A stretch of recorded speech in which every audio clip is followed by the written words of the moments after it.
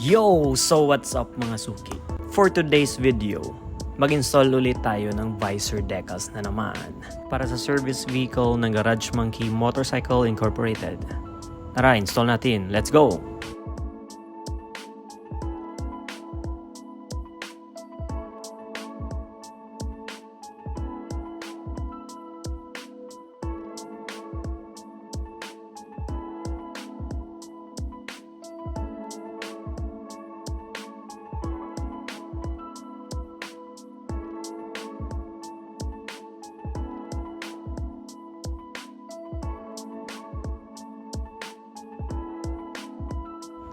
Sa part ng video na to guys, patapos na tayo sa pinaka-background ng visor decals natin.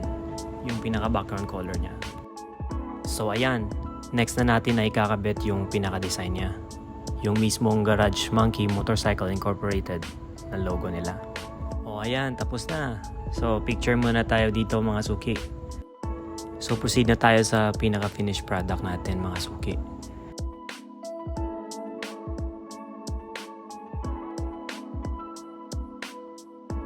Salamat sa panonood hanggang dulo mga suki.